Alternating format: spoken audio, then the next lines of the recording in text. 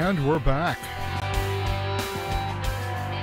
Okay, so it's been an interesting day today.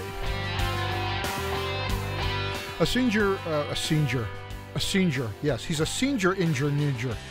A senior engineer at Google came up with a manifesto, and he talked about diversity in that manifesto, and he challenged what he calls an authoritarian climate at Google when it comes to hearing stuff they don't want to hear or that disagrees with the general consensus of what goes on at Google in terms of how they handle diversity and things like that. And he made some points about diversity that made everyone at Google, certainly in their managerial ranks, very, very angry because he challenged a narrative. Now, what they said of him, and by the way, they found out who he was and he's been fired now, so he's no longer at Google. He's gone. But one of the things that he referred to is diversity and the inability of Google to actually have equal representation of women and men at Google in tech. Google's representation is about 20% women among their engineers. And of course, the whole idea behind equal representation is if women make up 54% of society, they should make up 54% of everything, including software engineers. So theoretically, more than half of the engineers at Google should be women. If they are not women, the narrative on the left, anyway, is that this is because of some invidious discrimination. Now, he pointed out something very interesting in his little, what they're calling a manifesto now. And I actually want to look at this manifesto, and I have several different images that I have lined up here, and I'm going to hopefully bring up the right ones at the right time here in OBS so that we can see it. But let's take a look at what I think is his manifesto, and it is his manifesto, and this is what he said, sort of the short take on this. Google's political bias has equated the freedom from offense with psychological safety. Shaming into silence is the antithesis of psychological safety. This has created an ideological echo chamber where some ideas are too sacred to be honestly discussed. Apparently that is true because he was fired as soon as they found out who he was at Google, because he voiced something that was entirely unacceptable. And here's what he voiced. Differences in distribution of traits between men and women may in part explain why we don't have 50% representation of women in tech and leadership. Discrimination to reach equal representation is unfair, divisive, and bad for business. Now, what does all of that mean?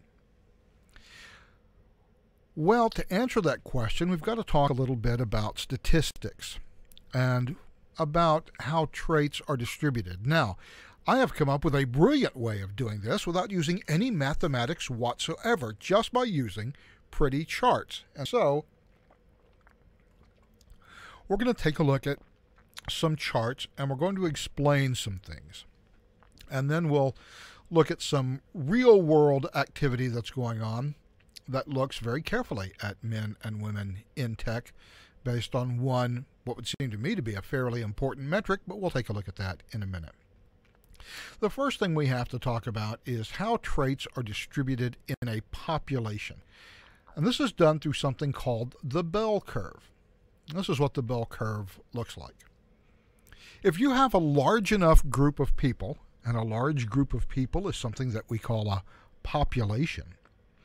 If you have a large group of people, and in this case it's a large group of people, and it's a measurement of how much people like things. In general, when you tally up all the responses you get from a large population, what you end up with is something called a bell curve, because it looks kind of like a flattened bell, obviously. And the bell curve tells us how traits are distributed in a population. Now, in this case, the trait we're looking for is how much people like things. And so at one end, you have the absolute horrible people who are no fun to be around with, or who are no fun to be around, and who don't like anything, and they're always negative. They're the people who just don't like anything. So over on the far left-hand side, you have the I hate things people, because they hate everything. Now, there's not a lot of them. The number of people who hate things is really small. Conversely, you have some completely unreliably optimistic people at the other end, way over on the right, who love all the things. Everything is wonderful. But that's a pretty small group as well. Most people are going to fall into the middle of this distribution. And so the very middle is things are okay. I don't hate things. I don't love things. Things are fine. And so the things are fine people fall in at the 50%. Now, if you have a perfect distribution on the bell curve, this is what it looks like. At the very center there, the very median, where it says things are okay, there you'll find the highest number of respondents. And then as you go to more negative or more positive respondents, it should fall off equally on both sides. Now, in the real world, these kind of things are not quite that simple. You very rarely have these sort of perfectly distributed bell curves for everything. Obviously, if it's something generic enough and you have enough people involved, the bell curve sort of tends toward the one that we just saw. But in most cases, especially if you're looking at specific issues or specific groups of people, what you end up with is a bell curve that is slightly skewed. And it looks a bit like this. So now we're taking a look at a different group of people. And in this group of people, well, it looks like they're more positive in general. Instead of the highest number of people being at the things are okay level, you've got people who actually like things. They think things are better than okay, and that's where most people fall in this particular distribution. So my bell curve is not really bell looking. It looks more like a wave or something, where I'm skewed way over to the right in that people really like things. So the number of people who think things are better than okay is larger than the number of people who don't like things or who don't think things are okay. Now, this doesn't mean that if I pick a specific individual, they'll like things. But what it does mean that if I grabbed somebody at random from this group, the chances are that they would like things just fine. In other words, on average, just picking someone at random, the chance is that this person would be one of the more positive people rather than one of the more negative people. That doesn't mean that everybody I might pick is positive. I might, in a random pick a guy who's way over on the I hate things side of the ledger. And he might not like things at all. But the chances are the person I pick at random will like things. Now, it gets a little more complicated if we start to look at different populations and how they feel about different things. For example, if you've ever played any of the Mass Effect games, you know that there are two alien races in the Mass Effect universe, one of whom is called the Turians and one of whom is called the Asari. Now, the Asari love to dance. One of the jokes in the game is whenever a war starts, well, I bet the Asari wish they had more commandos than dancers right now, or more commandos and less dancers right now, because the Asaris love to dance. The Turians, on the other hand, love serving in the military, and they love guns and gun-type things, and they love uniforms and all of those accoutrements. And so, on average, the average Turian will like guns more than dancing. The average Asari will like dancing more than guns. But that's just an average, and it doesn't tell us anything about individuals, because if you'll look at these two bell curves superimposed on each other, and these two bell curves, by the way, are perfectly symmetrical because I didn't want to make it more complicated by making them both symmetrical and not meeting in the middle there in the median. I'm doing this just for illustrative purposes, and even for illustrative purposes, look at that big purple area.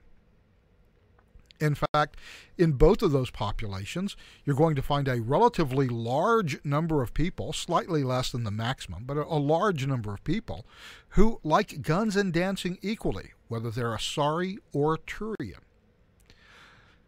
You've got so much purple on this chart, in fact, that this chart, while it tells us things in aggregate about the Asari, or in aggregate about the Turians, tells us precisely nothing about an individual Asari or an individual Turian, because the overlap is so great in this particular set of bell curves.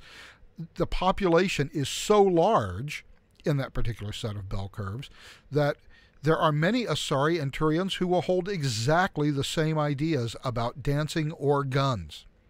And a large number of them are going to be interchangeable in their love for dancing between the Turians and the Asari. So I can't make any assumptions about an individual. I have to find out what an individual likes, and whether this individual Asari I'm dealing with likes dancing or whether they like guns, because I have a lot of Asari, less than half, but still a lot, a very large minority who like guns quite a bit, and a large number of Turians who like dancing quite a bit.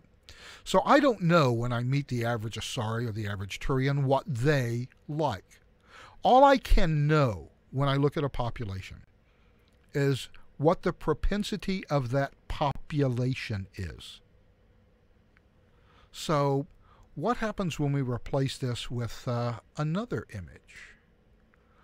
What people like, other people or computers? Now this is kind of interesting here, because women as a population, based on the social science, the best social science that we have to date, women on aggregate like people more than they like computers. In aggregate, men love computers, and I'm using computers and people as shorthands for a lot of very complex ideas. Men are systematizing. Men love systems. Women tend to love, and again, this is a group characteristic, women generally tend to like relationships and people more than they like machines and systems. And so we end up with the same sort of bell curve that we just looked at with the Asari and Turians, the same sort of superposition of those two populations and the things that they like. And there is this huge purple area still in the middle that points out that, again, I don't know what an individual likes, because an individual could still exist anywhere along this spectrum. And the overlap is so great that I can't make any assumptions about an individual based on what I see here in these two superimposed bell curves.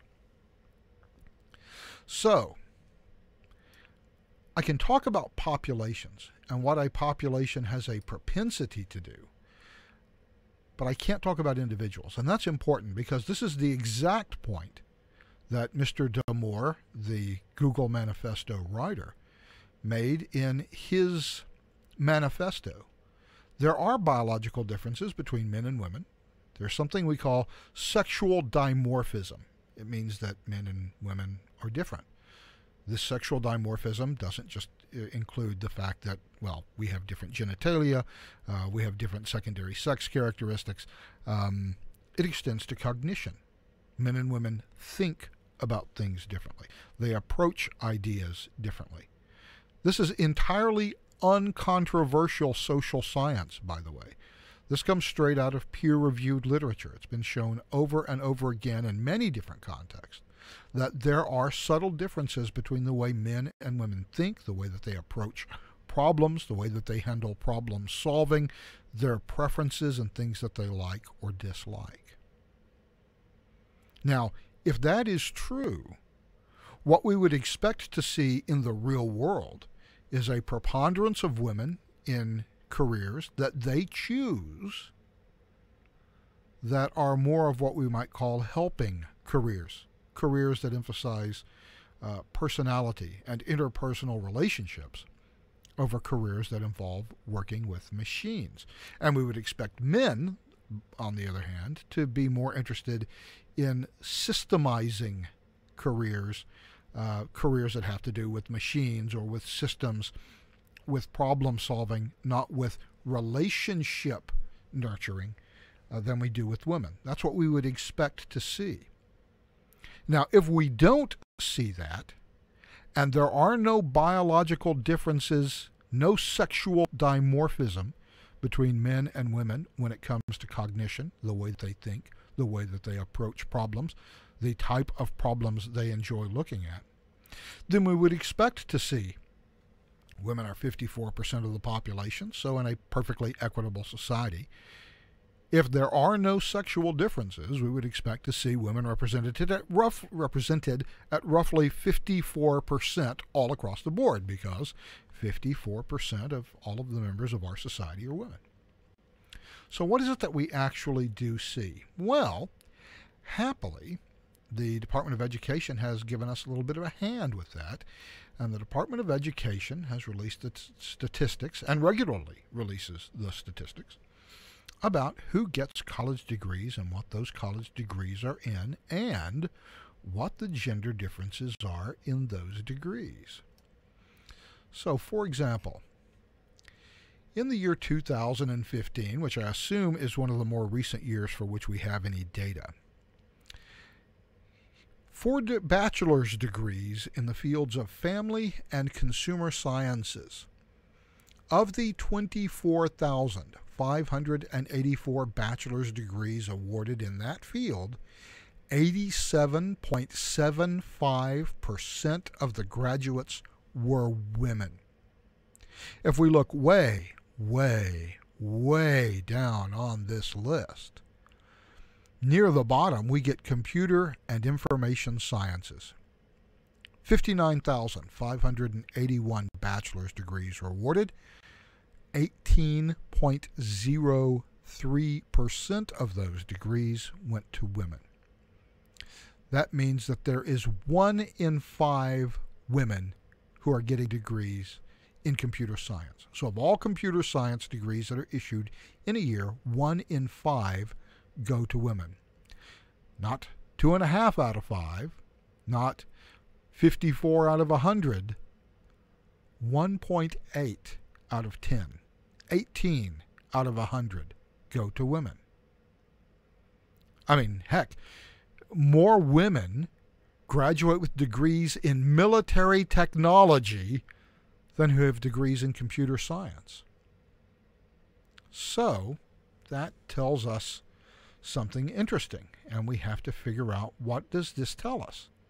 Now, what it could be telling us is that there is a nationwide system of invidious discrimination. I cannot say that term, and I don't know why. A nationwide system of invidious discrimination at our nation's universities. Apparently, one of two things is happening. Either women simply aren't all that interested in spending 4 years studying computer science, or of the women who are interested, presumably 54% of the possible students in computer sciences, universities are saying, you know, sweetheart, you don't need to worry your purty little head about computers. You need to go take them home ec classes and let the men handle the hard computer, math, science-y learning stuff. So either universities are intentionally discriminating against women and pushing them away from career paths, or women choose not to go into those career paths. Now, we can get into some larger argument about society and how society makes women choose things outside of STEM. Okay, maybe that's true. Let's grant arguendo that it's true. Let us say that there are societal pressures that pressure girls into not wanting to become computer scientists because they don't think it's feminine, or they think it's a man's job. Okay, let's say that that's true. If so, how does Google fix that? How does any tech company change society as a whole in the way that they think about gender roles? That is neither the business of, nor within the capability of, any computer company to change. If that's the way things are, then some greater, more fundamental societal change needs to take place to change that dynamic. It's not going to be changed at Google. And if only 18% of graduates in computer science are women, how is it ever going to be possible, ever, in any reasonable fashion, to have 50% representation of women at Google? When only 18% of your qualified computer graduates are women, how do you punch that number up to 50 in the workplace? It's difficult to see how you do it on a rational basis. And it doesn't matter about the skills of the individual women. And this is something else that Mr. Damore pointed out in his manifestos. It's not about the skills of the women. Let's assume, arguendo, that every woman who graduates with a computer science degree is as brilliant as Linus Pauling. You still don't get to 50% representation because you don't have enough women to fill the jobs. They don't choose them. And so the 50% number is largely a pipe dream, and it can never be accomplished through rational means. So what about irrational means? And this is where the rubber hits the road. People like to believe in fairness. They like to believe in a system that is not rigged against them. Now, people know generally that women tend not to go into computer science. And so if, by some miracle, I do happen to get 50% representation of women at my company, especially if it's a large company like Google, if it's a 3 or 4 man company, obviously there are enough women to fill 3 or 4 tech jobs. Heck, you could have all 4 of them be women. They'd have 100% representation. But in a large company like Google, and Google has 20% women, by the way, in its engineering force. In a large company like Google, it's going to be impossible with the population of available graduates out there to achieve a greater percentage of female representation in the company without perhaps picking some lesser qualified candidates. Because we know that the number of qualified candidates that exist is pretty small. And companies can't really afford to turn away anybody, really, because tech companies are still hurting for people. We don't really graduate enough IT people to fully satisfy the demand. Now, this poor guy pointed this out in his memo, and he was immediately called as being anti-woman. Well, he just says that these women aren't worth it, that they can't do the job. No, it's not that they can't do the job. It's that once you start pushing diversity and representation over and above what can logically be supported by the number of women in your field, whether it's true or not, a suspicion begins to grow among all of the other employees, in this case all of the male employees, that you're hiring women who may not have quite as high a qualification as men. And the reason that you're doing so is because your diversity goal is more important than competence. I'm not saying that's the case at Google. Google's number of women employees is roughly in line with the number of women who actually go into computer science.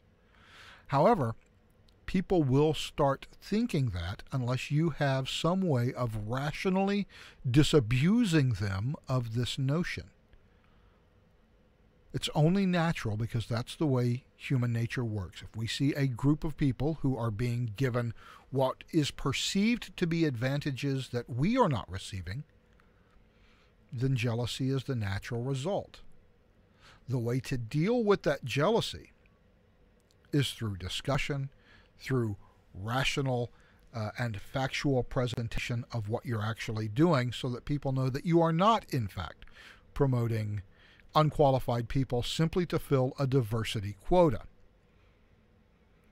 When your response is, well, something like this,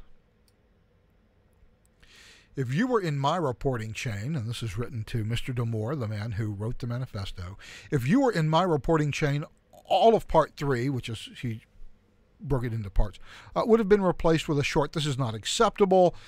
You would not have heard much about this in the meeting because it had been a much smaller meeting, including you, me, your manager, your HRBP, and someone from legal. And it would have ended with you being escorted from the building by security and told that your personal items will be mailed to you. Oh. Okay. So, if I have a perception, wrong or not, but if I have a perception that maybe the way that you're pushing diversity incentivizes the creation of jobs for less qualified people, and I write a memo that comes up with a way to address that perception and to change your diversity programs so that they're more individually based, and to get rid of programs that say, okay, well, if you're a woman, you can have a mentoring program and you can be mentored by a senior executive. Of course, if you're a man, you get no mentoring at all. That program is not open to you. If that's the way that you're implementing diversity, that sends a message. We're going to hire women and we're going to do everything we can to have women succeed. If men don't succeed, we don't care. Men don't get mentors. By the way, that is the program at Google. Women have mentoring programs. Apparently the men do not. Which in itself is, frankly, it's sexist and discriminatory if you really want to go by the letter of the law. And he said, if you are getting this environment at Google where anytime somebody speaks up, they get beheaded, they get tossed out of the company, this is an authoritarian response. Well, if all you have is an authoritarian response to criticism, well then opposing viewpoints won't be heard. See, here's the thing. The whole point of diversity, the whole reason behind diversity is that different people from different backgrounds with different experiences will provide different insights. The thing is, we don't have a way of measuring insights. The only thing that we have to measure are check boxes. And the number of check boxes that say woman, or Asian, or Caucasian, or male. Those are the only things that we can measure. Your ideas, whether they're good or not, we can't measure that in the hiring process. Heck, we generally can't measure it day to day in your regular job. I mean, you might just be depressingly average every day in your regular job until you come up with a brilliant idea that literally changes the way that we write software. That possibility always exists. We can't measure that. So what we do is we measure by these check boxes. And if you, like James Damore, question measurement by checkbox, well, something like this is probably what ends up happening to you. And that was not supposed to be behind me. That was supposed to be in front of me. James Damore is no longer at Google. They found out who he was, and they got rid of him. If your response to being criticized for being authoritarian and directive and unwilling to listen to opposing ideas is to fire everyone who brings up opposing ideas, I'm willing to bet that that criticism is, well, fairly spot on. And James Damore is now paying the price for questioning that orthodoxy at Google. And it's sad, really, that no one at Google seems to understand that the very thing James Damore criticized in the company is the exact way to characterize the company's response to his criticism: authoritarian. So now he's out of a job, and Google will continue to talk about diversity, and they will continue to enforce it by counting the number of check boxes that are checked in each category. And actual diversity, diversity of thought and diversity of viewpoint, well, we can't really test for that, so I guess we'll ignore it. And so that's the sad story of James Damore and Google, and that will end this particular stream. Thanks for listening and watching. I appreciate it. I hope you'll be back again for the next one. In the meantime, this is Dale Frank saying so long Pleasure talking to you. We'll talk again soon. Bye-bye.